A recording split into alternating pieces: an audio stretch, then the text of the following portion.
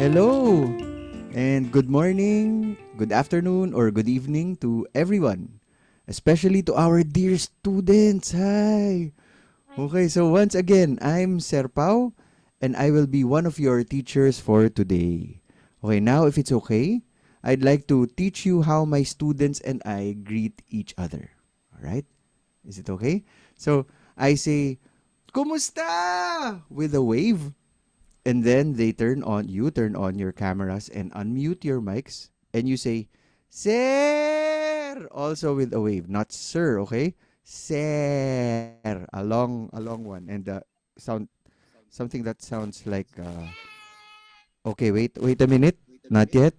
Okay, so, um, kumusta, then sir. Okay, so when I count to three, I say, kumusta? And you say, sir. Okay, so let's do that. Are you ready? Can you turn on your cameras? And can you put your fingers on the unmute button? All right? And then we'll say, kumusta, sir? All right? One, two, three. Kumusta? All right. Thank you very much. I think I want to hear a bit more energy. Okay. It sounds like you haven't eaten. So even if it's true, please please sound like you've eaten the best food ever. All right? The best Filipino food ever. All Yeah. right. So again, let's do it. Let's do it. All right? Are you ready? All right. One, two, three. Kumusta? Sir! Kumusta, sir? That wow, that's music to my ears. Grabe. Can you send me this recording, Matthew, after? Okay, so thank you very much. Okay, so thanks. I'm here with my daughter, Malaika. So let's greet her a more formal Kumusta, Malaika? One, two, three. Kumusta, Kumusta, Malaika? Malaika? Hi, everyone. We'd like to greet everyone a belated Happy Philippine Independence Day and the Happy Filipino Heritage Month. So, uh, again, I am Malaika. Good afternoon to all of you, but it's quite late in the evening or early in the morning here in the Philippines. And welcome to Mamacita's Mga Kwentong Pagkain. Yeah, all right. So we'd like to inform everyone that this meeting is being recorded by the organization for documentation purposes and that recording the same in whole or in part for personal use is not allowed. We'd also like to ask everyone to keep themselves muted until asked to unmute, even if we want you to unmute to hear your voices, so that everyone can enjoy the show. And if you could, we'd really appreciate it if you kept your cameras on. All right, so it gives us joy. All right, so to see you and you reacting to all of these things. And also, if you have questions or comments during the event, please feel free to use the chat box. All right, or raise your hands later for our Q&A. Okay? So like yesterday, we highly encourage you to take notes. Take notes, okay? So bring out that notebook of yours or that notes app because there will be another activity for today where you can earn prizes, all right? So our topic for today is the Asian connection. Can you say that to yourselves or maybe out loud? Okay, the Asian connection. One, two, three, go. The Asian connection. Yes. Yeah, thank you very much. All right. Okay, so like yesterday, we will be presenting a few videos that were made specially just for this topic. And we are so lucky to have experts who generously take the time to share their wisdom and knowledge with us. So, this first video is the Asian Connection. So, it's entitled the same as the talk. And it's by someone who is not a stranger to any of us. My dad! Again! Okay, let's give him a round of applause and let's play the video. Kumusta? I'm Serpao, and I'll be giving you an overview of Filipino Asian foodways. In October of 2021, a colleague sent me a gift, a mini dulang of tausug food. It was a life-changing experience for me, and for this, I am somewhat ashamed. I've been eating Filipino food all my life, but tausug food tasted new to me. Much research about Filipino food centers on how indigenous foodways were influenced by more than 300 years of Spanish colonization. But what happened before then? And did Spain affect all regions and indigenous groups in the same way? And what about the commonalities we have with our next door neighbors in Asia?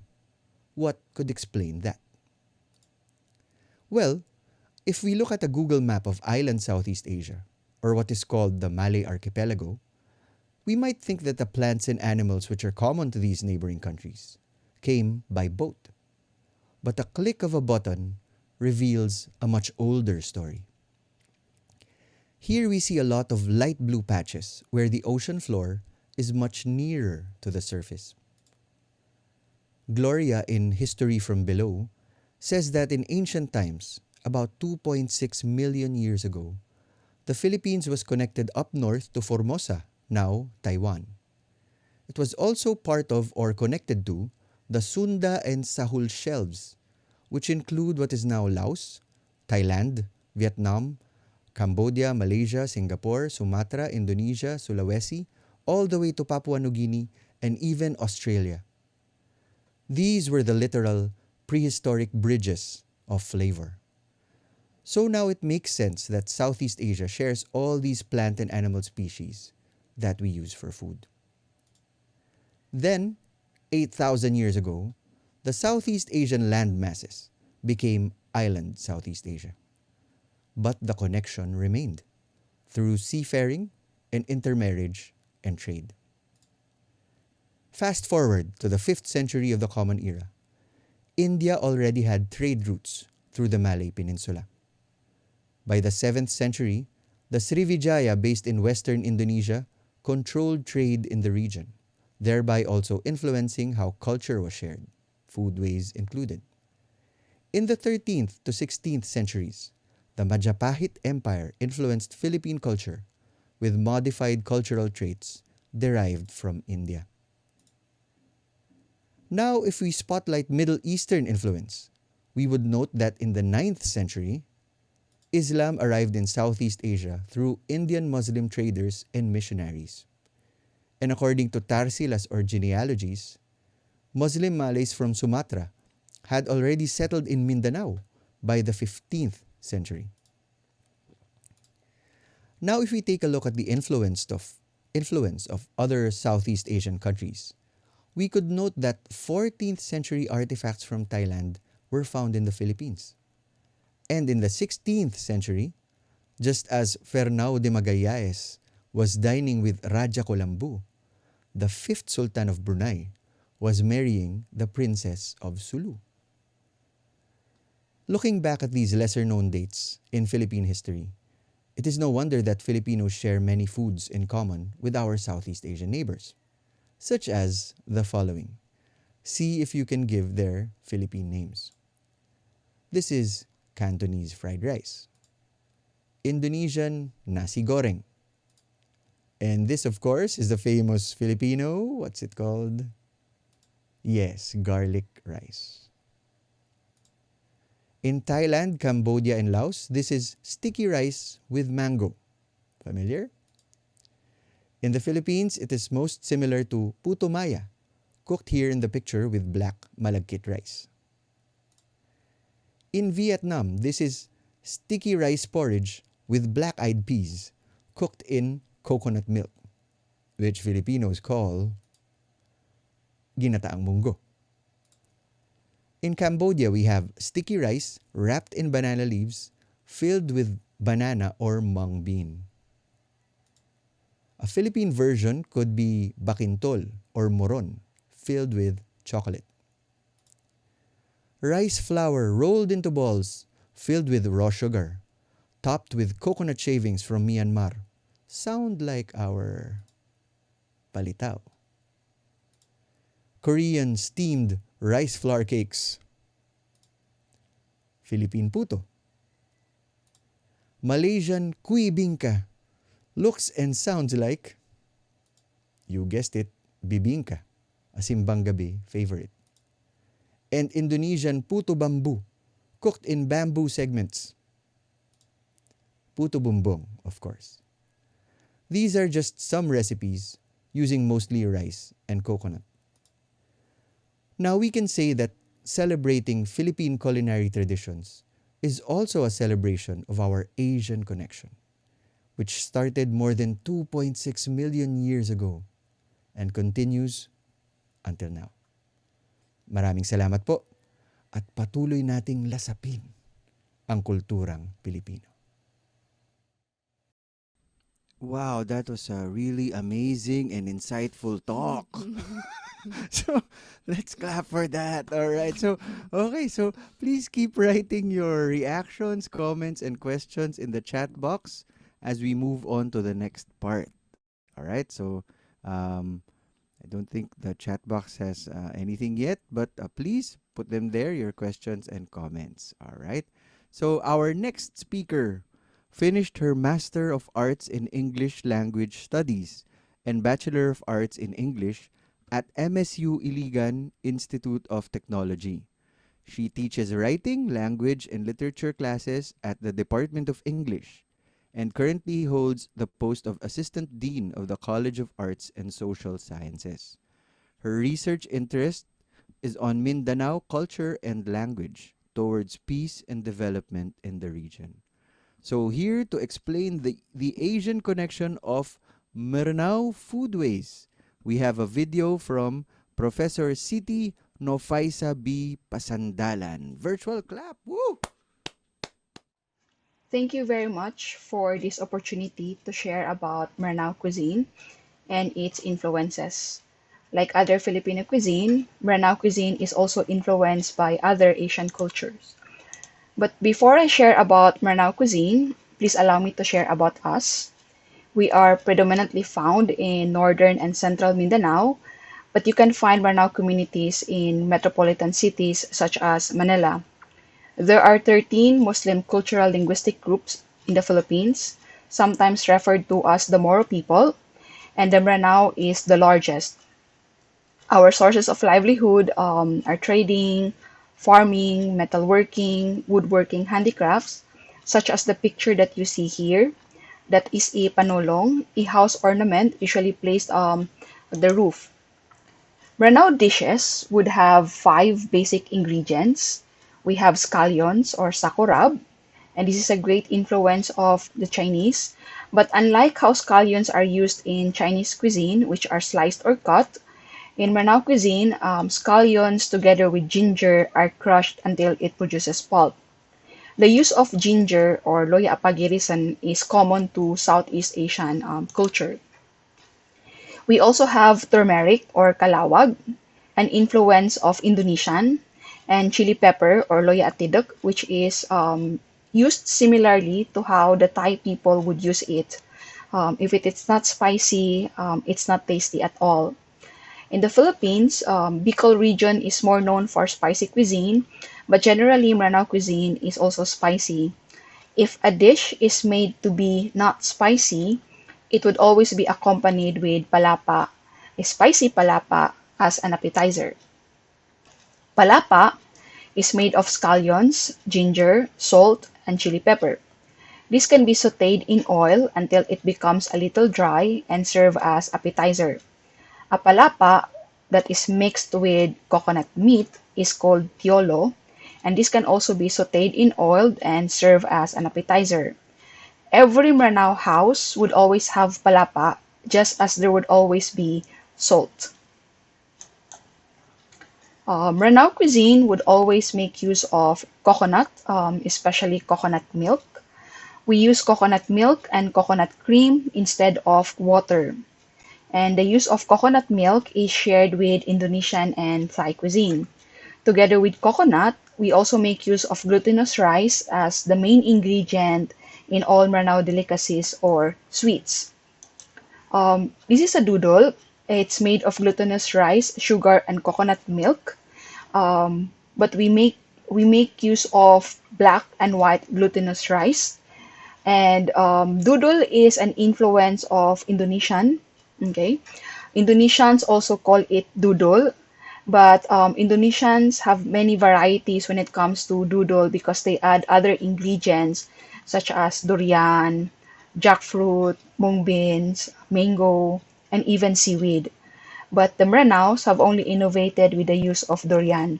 So if you go into a Maranao community and you're going to buy doodle, it's either you buy original doodle that's just made of glutinous rice, or doodle with durian as its flavoring.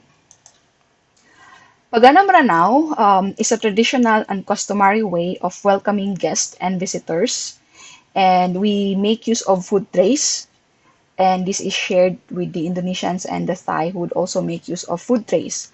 In Pagana Maranao, one food tray is always good for 4 people.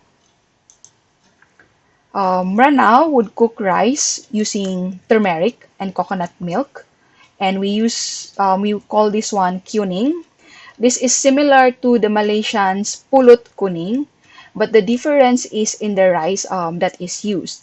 Malaysians would make use of glutinous rice, but Maranao would make use of ordinary rice.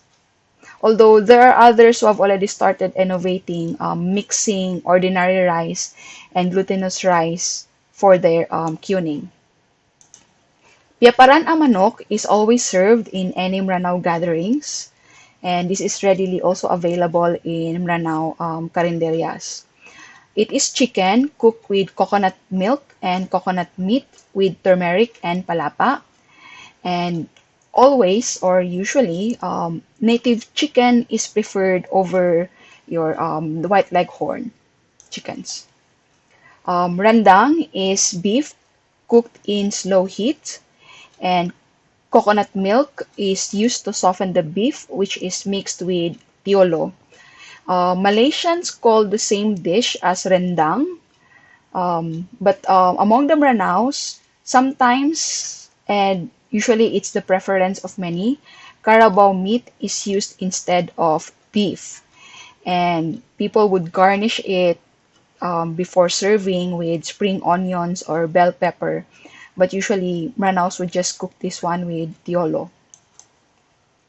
Badak is braised young jackfruit cooked with coconut milk, palapa, and sometimes turmeric. Usually, badak is cooked with a lot of coconut milk so that there would be soup, and it allows you to heat the dish in the succeeding days. A lot of people would say that the best time to eat the dish or badak is on its third day of heating, because by then the young jackfruit has already absorbed the coconut milk.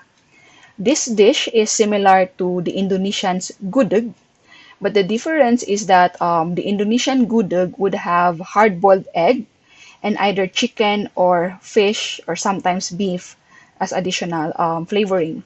But the Maranaos would sometimes also make use of either bakas or smoked fish, or bulad or dried fish as added as meat for the jackfruit. Sometimes also, just like here in this picture, people would add red mung beans to it. But usually, we just make use of young jackfruit, coconut milk, turmeric, palapa, and that's it. We to preserve fish, Maranao use smoking, and we call smoked fish, which is usually made of tuna, as bakas. And bakas is usually cooked with coconut milk, palapa, and coconut meat. If you want to have soup for bakas, then you would use more coconut milk. But if you want it dry, then you cook your bakas with just enough coconut milk, and then you allow the coconut milk to simmer until it becomes a little dry. Taking inspiration from meatballs, we would also sometimes mash bakas and mix it with flour and palapa, and then we call it pisa satay from the word pisa meaning mash. Ranao, whenever we make use of shrimp, we usually just saute this one in oil, palapa, and coconut meat. And then we also make use of banana leaf as wrapper, and that is common to Southeast Asians. Ranao would use the banana leaf to wrap rice, and on top of the rice, you have there either chicken, beef, or fish cooked either as piaparana chicken or rendang or bakas. And we then call this one as pater. The Mranao's way of wrapping rice and its viand is similar to how the Malaysians would wrap their rice, and Malaysians call it nasi lemak. Okay, that is different from Indonesian's version, which is nasi bakar, and that is in rectangular form. With exposure to other cuisine, Maranao have innovated all-time favorites. For instance, we also have spaghetti made with bacas instead of ground beef. And then we have beef ribs and skin. Instead of just cooking it with coconut milk and palapa, we now add to it potato, cabbage, or some other vegetables that we would want to be added to the dish. For example, we make use also of sayote. We also have adopted already rote, that is an Arab bread, and innovated with it, made use of chicken, bacas, or beef as its filling. And sometimes we would also add cheese and cabbage. If I would identify one influence of Maranao cuisine, I would have to say that it's very much influenced by Indonesian cuisine. Um, Even with words, we share, Maranao share a lot of similar words or similar sounding words to that of Bahasa Indonesia. And this can be because Maranao first traveled to Jakarta, Indonesia, for trading, and that's probably how Indonesian cuisine found its way to Maranao cuisine. So I hope that you learned something, and if there are questions, then please feel free to ask or email me. Sanggibo salamat. Thank you very much. Sanggibo salamat. Ayan, okay. So, thank you.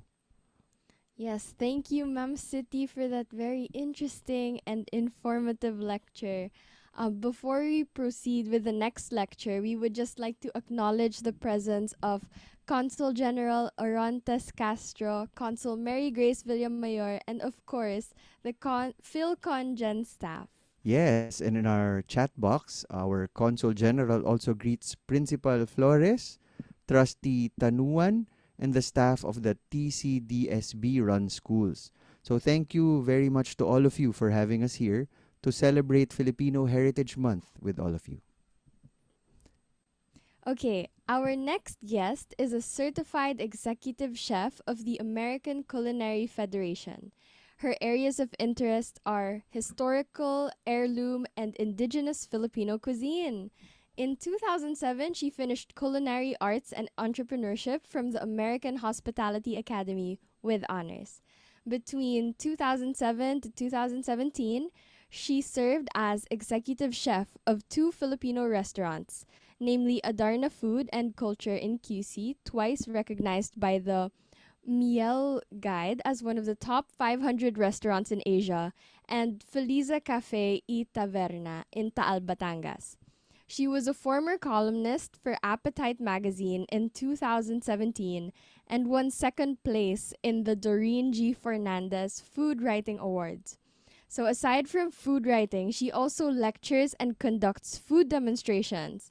Her food blogs and other writing can be found on silverword.wordpress.com. So follow her on Instagram. To follow her on Instagram, search for chef_justice.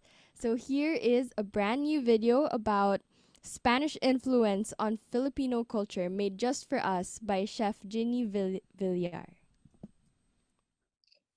Hi, everyone. I'm Chef Ginny Villar, and I'm very happy to be here. Today, I'm going to present a short presentation on the influence of Spanish cuisine on Filipino cuisine. Spain colonized the Philippines for more than 300 years. So, as you can imagine, a lot of things happened that, of course, defined or influenced the way food has become for us. So, let's begin. Before we would be able to answer that, I just would like to pose a few questions to help us along the way. So, to find out what is Spanish in our food, we have to define first what is Spanish cuisine. So, recognizing, okay, is it like the cooking methods? Are we looking at ingredients and the products or the dishes that we eat? How did the how did Spanish cuisine influence our food and how we eat it, our preferences, and how does it affect the way we see Filipino food today? So, what is Spanish cuisine? Well, some of the characteristics are the following. Spain is the largest exporter of olive oil in the world. So you can just imagine that it must be something that's very popular there.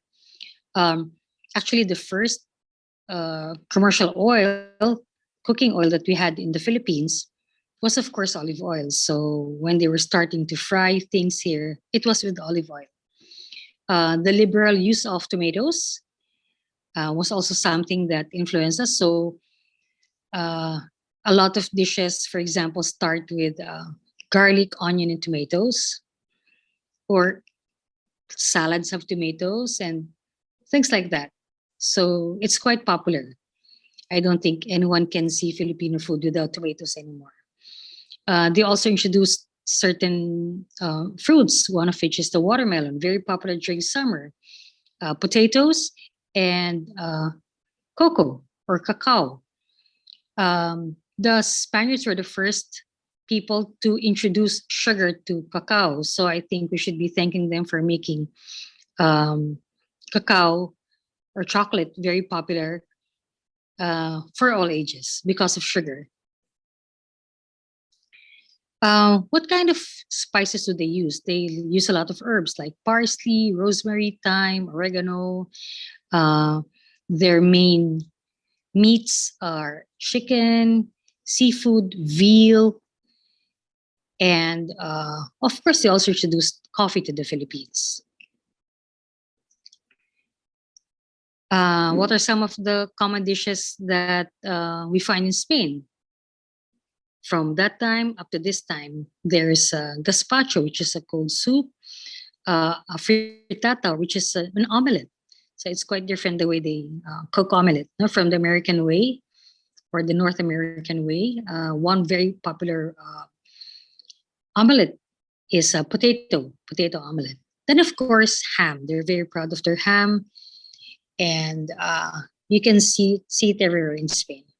Now, before the Spaniards arrived in the Philippines, the early Filipinos already had trade with Chinese, the Arabs, the other Malay countries in Southeast Asia, Indians, and because the Philippines, despite the fact that it wasn't really a nation yet, it was composed of like various sizes of tribes. It was still seen as a prosperous and emerging civilization. And they found that there were, for example, ceramics already in use even before the arrival of the Spaniards. Uh, Ceramics coming from China, Thailand. There were plates, there were wine pots. So it seemed like there was a lot of influence already, or a lot of things that the Filipinos were enjoying even before the arrival of the Spaniards. So they weren't the wild people that probably the Spaniards thought the Filipinos were backward. So it wasn't like that at all.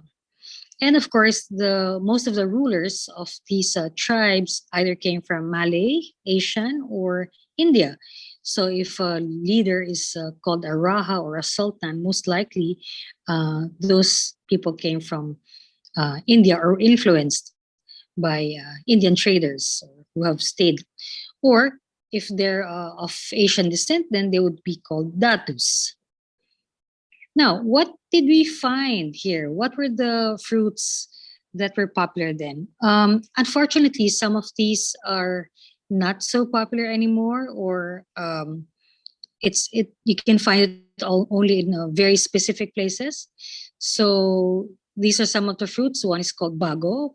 And they say that it's pounded into cakes and fried into krupuk or cracklings. It's like a fish cracker or chips. And kaong, which is a kind of palm that could be used as starch or fermented into alcohol or just boiled with palm sugar for a sweet dessert or even for salads when it's fresh. Um, Galo anaculosa luzanensis is something that you just find in books now. I don't know. I haven't encountered um, the fruit, and based on my research, most people have not also seen it. So maybe you really have to go deep into the forest to find something like this. Okay, there's a certain kind of banana. It's called saging maching, or loosely translated means the monkey banana, that they also use to make vinegar and wine. And paho, which is a very special kind of small mango. You can eat everything, including the seed, because it's very small. It's only seasonal. It only comes out like 2 months in a year, but it's very aromatic. It's slivered very thinly and added to salads. If ever you get an opportunity to come to the Philippines, I think you should have it. So here are just some pictures of the fruits that we used to have, or they're um, in danger of being extinct. Now, what else? We also had the kaffir lime, still very popular in Indonesia and Malaysian cuisines. Suwa, which is kind of like a green lemon, very aromatic also. It's very good for ceviche or fresh fish that you just add the lemon and some spices and eat it raw. Okay, some other fruits, Malabar Bauhinia. Okay, here are some examples of some fruits that you can still find but are not very popular anymore. And sometimes people just cut down the trees because they don't know what it's for. So galangal, um, quite popular in the southern part of the Philippines, but not so much in the other islands. Tibulid, again in Mindanao, which is in the southern part, closer to Malaysia and Indonesia. And lima beans. Okay, some other introductions to the country: avocados, limes, and the squash. Now, these were introduced by Spain. Okay, some other introductions. We have the Java apple, the candle nut, and the kamachile. Okay, again, these used to be very popular before, but not so much anymore. I think the Filipinos are losing their taste for it. Anyway, when the arrival of the Spaniards, they arrived with new crops. Um, the things that they were able to take from Mexico, they introduced to the country. There were some that were not introduced by the government, by the Spanish government that was lording it over the Philippines, but some traders or some people who have stayed here brought with them seeds or saplings that they could plant. Okay, these include banana, corn, lime, guava, lychee, cotton fruit, and tamarind. Okay, so from Mexico, some of the other things that to include to what I haven't mentioned, they introduced arrowroot, which is a kind of root crop, peanuts, and coffee, which all came from Mexico. Also very important, also cacao. Then they also brought some things from Europe, which were able to, some plants which were able to acclimatize in the Philippines, which include grapes, melons, watermelons, cabbage, lettuce, peas. Filipinos didn't consume a lot of eggs before because they didn't produce it in they didn't have mass production then. So for those, when people were starting to eat more eggs because also of the influence of Spain, and also because they were using eggs to construct churches as a sort of additive, they used the egg whites to sort of bind the walls, and the egg yolks were given to the women to come up with something, which they did. They came up with something very popular in the Philippines, a very popular dessert called leche flan, which is egg yolks, milk, and sugar, basically. So they started importing eggs from China. And it was only like after 200 years in the 1890s when the Philippines started egg production. Um, there's also some influence in the way that some trees were planted because the Spaniards commanded the landlords to plant citrus trees for export also because wheat did thrive. And also to reduce the importation from China because, of course, it'll be cheaper if they produce it in the Philippines. Okay. Now, the Spaniards called certain fruit vegetables vegetables of the poor, now setting a sort of distinction. So they were now creating a sort of divide between the poor, the Filipinos, and the rich, the Spaniards. So these include corkwood, banana blossoms, bitter gourd, uh, mostly vegetables they probably didn't understand or didn't grow up with. So they considered it food for the poor because maybe also it was so abundant and people didn't really have to buy it because it was just growing there in the backyard and you can just get some for lunch. Now, Filipinos already had their own cooking methods. So they knew how to boil, to roast, to bake, not in the conventional oven that you know, but probably in a pit, or they just covered something, a pot with the food inside and just cover it with wood, kindling wood, and fire it up and just open it when it's done. Percolation, I suppose, for coffee, and steaming for rice and fish and whatever fancy they, mostly likely seafood. Now, for the Spaniards, what their cooking methods were, some were similar, but were also very different. Like they baked more. They actually introduced baked bread and pastries to the Philippines because we didn't really bake before in the way that they did.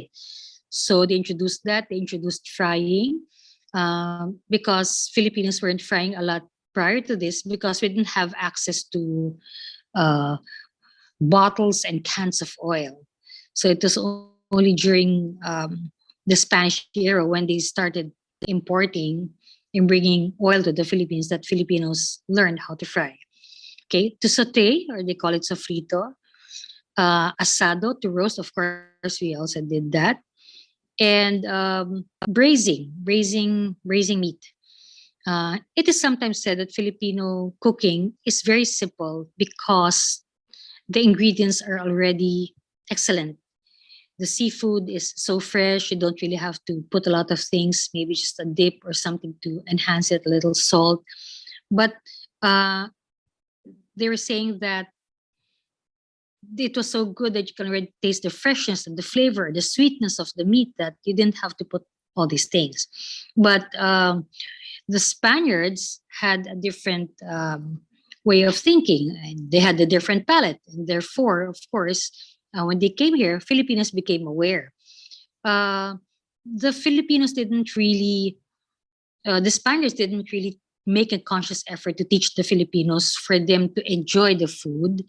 They basically taught their slaves, the Filipinos they enslaved or were in their service, to cook the food so that they don't have to cook it. So it wasn't really a conscious effort to show us or develop our cuisine. It was just something that um, that affected our cuisine later on, as I will explain in a while. So how did the locals eat during the time, during the Spanish era? They said that the locals ate 3 times a day. There's always rice in Chile. And mostly the the main course would be a type of fish and some vegetables. And they all had a communal dish, family style, as we call it now, where people can get a bit of fish and add it to their rice and whatever condiments that they had. They like sauces. They still do. Filipinos still like a lot of sauces around the central dish. And they sometimes followed it, they finished the meal with a bite of a sugar cane, I don't know if you've seen a sugar cane. It's like a pole. Um, my sister, when she was small, she used to call it a sweet wood because that's how it looked like. But you can just like bite off a piece and munch on it until you get all the juice with the sugar and just spit it out after. Uh, there wasn't really like a formal concept of dessert, but this is as close as we can get to a dessert. Of course, that changed when sugar mills came to the Philippines, when the Spaniards starting growing plantations of sugarcane for export. And now some Filipinos already learned how to make desserts because sugar was already available. And how about the Spaniards? How were they eating? And I still think this is still the way that they eat. 500 years from 500 years ago. First, they would have a desayuno or an early breakfast. When they're still not too wide awake, maybe some hot chocolate or some churros, and then have a more proper breakfast at around 10, maybe an omelette or a sandwich. And then comes the main meal. Their lunch is around 2 o'clock. It's not 12, so it's 2 to 3. Probably have the heaviest meal like roast beef and a salad or a paella, which is a rice dish that is cooked with all kinds of vegetables and meat, all in one dish. They'd probably have a snack at around 6 o'clock, quite late, I know. Maybe a sandwich or pastry, some coffee.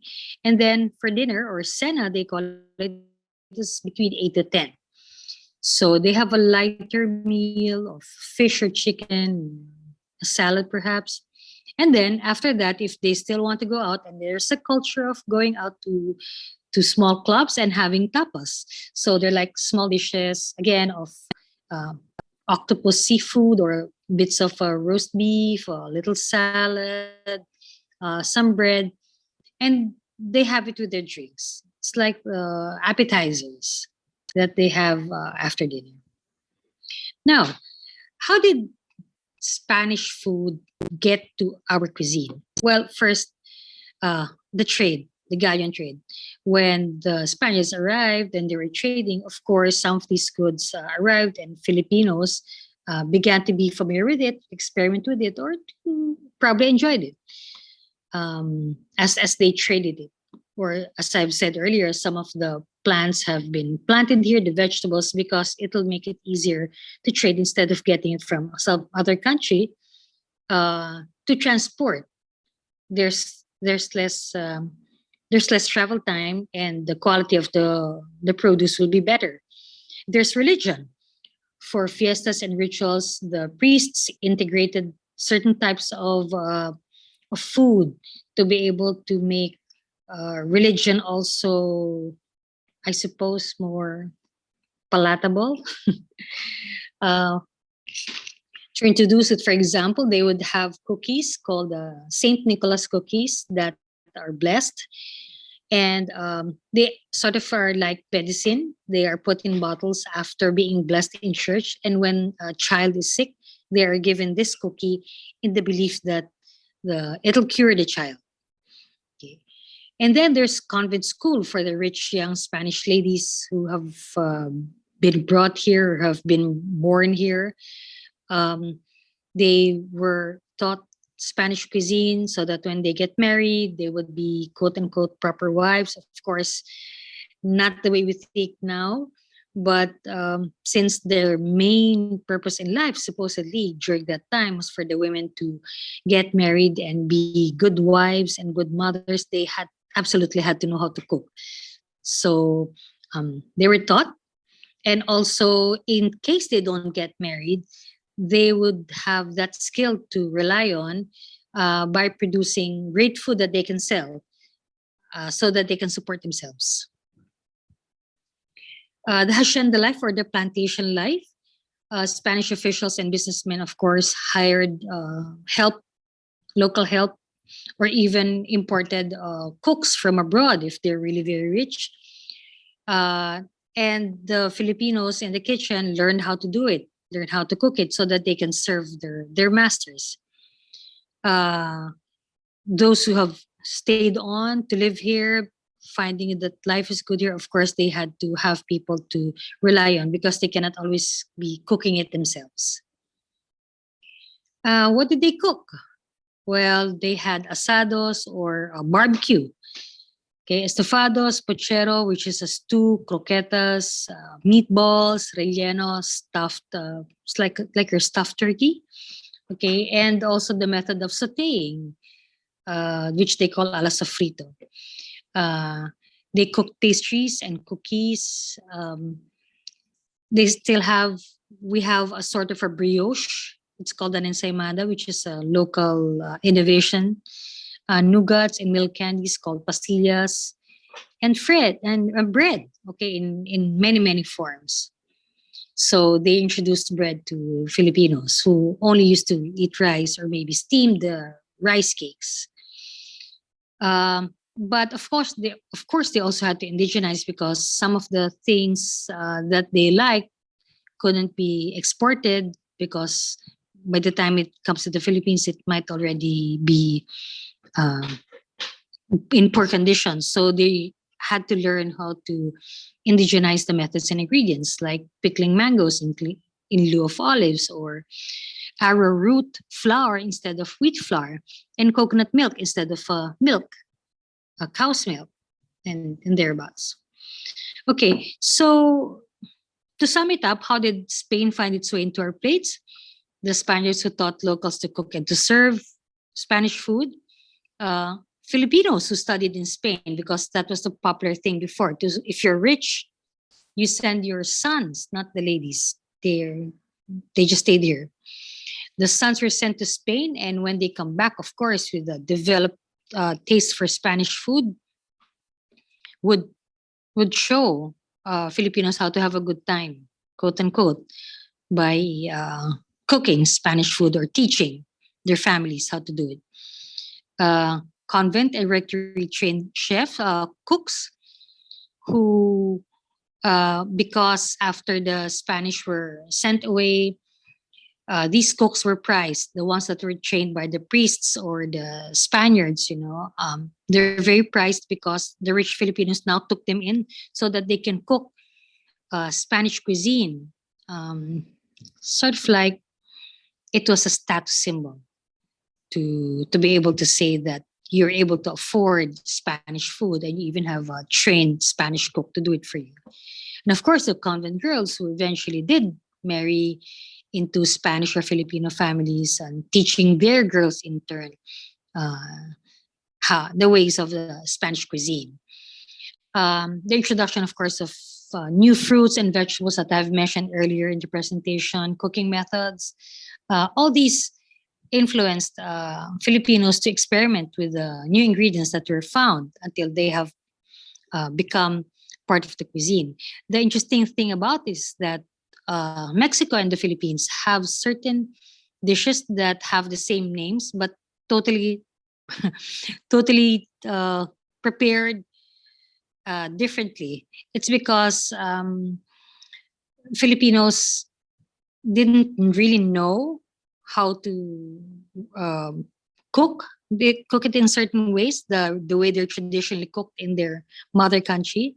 So when it arrived here, in a sense, it fired up the creativity of Filipinos to be able to find ways to deal with the new products and the new vegetables. So, like we have something like mais con hielo, which is a corn with ice. Um, of course, in other countries, corn is a type of vegetable that you eat with, your beef, your steak. In the Philippines, we put corn in our desserts with milk and ice. So maybe that's a little strange, but try it. Okay, in the same way that we put milk and sugar in our avocado. So it's also something that's very popular. Avocado shake, avocado ice cream. Uh, most Filipinos will enjoy that. Okay, so to answer the questions that we posed earlier, what is Spanish cuisine? Spanish cuisine involves the use of olive oil, tomatoes, as we said, popular chicken, seafood, veal. They like their roasts and they like their saucy dishes. And they also like many small meals throughout the day. And what of these characteristics did Spain? Uh, what were the Spanish things that Filipinos adapted from Spain? Well, there's baking, of course, and bread and pastries and certain confectioners that use a lot of sugar or use a lot of dairy or butter, which Filipinos didn't really know before. Also, sausages and certain ways of conserving and preserving. Filipinos then, because of the abundance of the ingredients around the products, didn't really have a need to find so many ways of conserving, preserving it because it's there year round. We don't have snow, so it's quite a different mindset.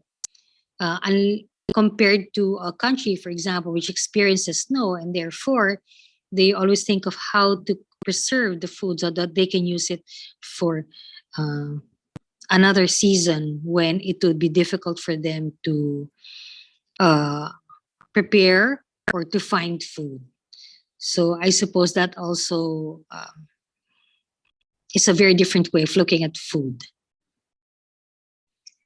And how did Spanish cuisine influence our food? Of course, the introduction of new flavors, the new methods of cooking, but it also changed the Filipino palate. There were changes in preferences, um, changes in the value that we put into our local products, thinking they're inferior compared to foreign products.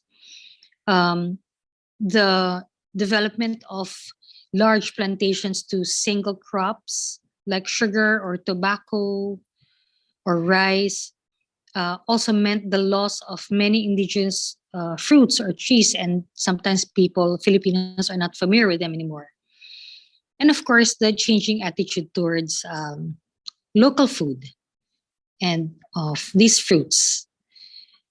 So, how did all these things affect Filipino food today? Well, for one, because of the unique quality of Filipino food, Asian food heavily influenced by Spanish ingredients, Spanish introduced ingredients and methods. We have a very vibrant cuisine, very different from our neighboring countries. Um, there's a lot of variety, a lot of creativity, and also a lot of fun in Filipino food. But also, on the other side, this needs improvement is that there's also little demand for indigenous food because also it's hard to find. You have to go to faraway provinces to discover things. But in the local markets, like in the urban areas, the vegetables usually are very predictable because um, usually the markets just buy what's saleable, but losing out on the seasonal fruits. So you have to go to specialty shops for that or go out of the city, so to speak. And finally, we need more research because of all the things that have happened and how food has evolved through the years. There's also need for more research on the state of local produce and products because it's very important. Food is a purveyor of culture. You know, when you look at a dish that you're eating, there's so much to see, and this curiosity can lead you to other things to know more about yourself and the your nationality, your identity. Uh, so it's important for us to become aware of these things so that we would be able to move forward and not dismiss, okay, probably the things that are real value to us, and especially now because also of concerns about the environment. It's important for us to know what used to grow on the land and why it grew because there's a reason why it grew here, and maybe we can rediscover it again and consume it as it was meant to be. I hope that you found something useful in this presentation, and I hope you enjoyed it too. Thank you very much for your time. Oh, if you want to learn a little bit more about Filipino food, you can check out my Instagram and some of my food posts. And you're very welcome to send me messages if you have questions, and I'd be very happy to answer it for you. Thank you very much, and I hope you had I hope you enjoyed the presentation today.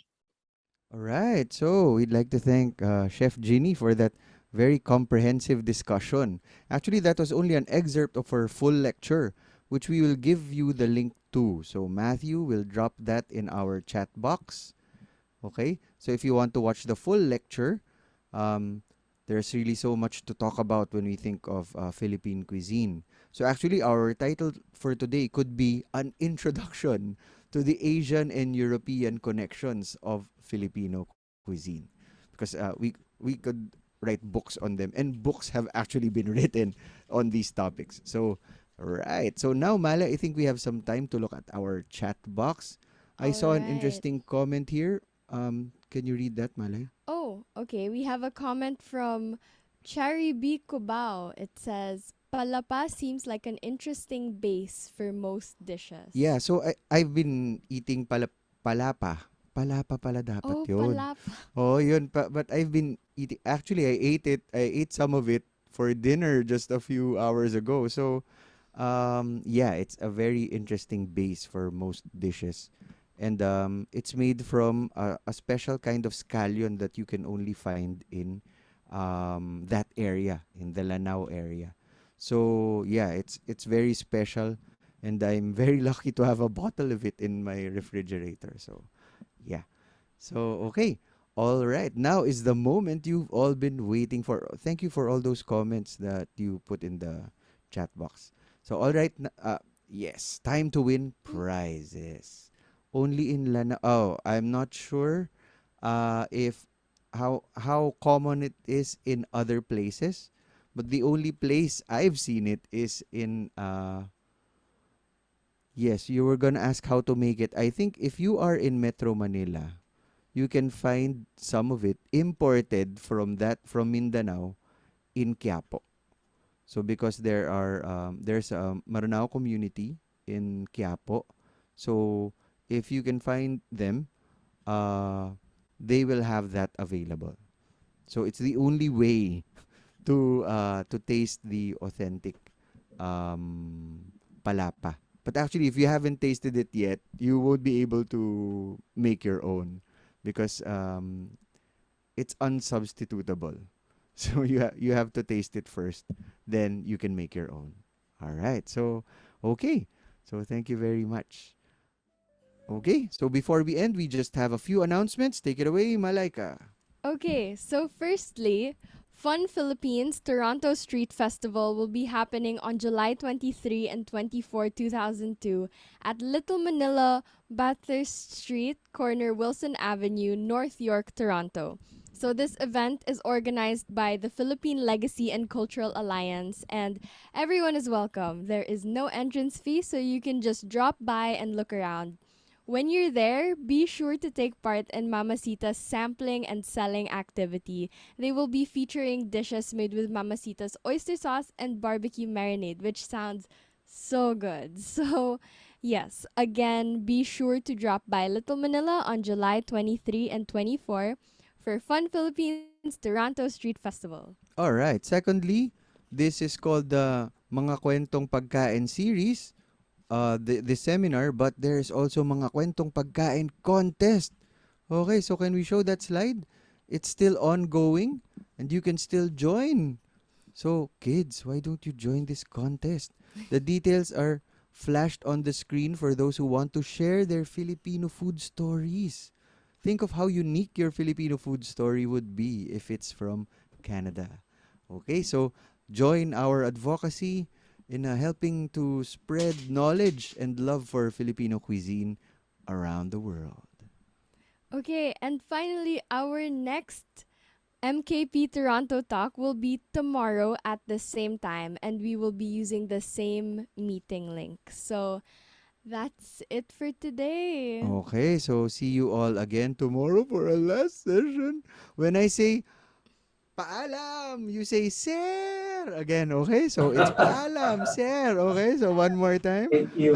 Instead of kumusta, I say paalam and you say sir, okay? So 1, 2, 3, paalam!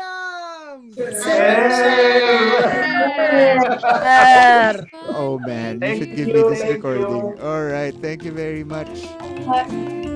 Time to sleep for us and time for you.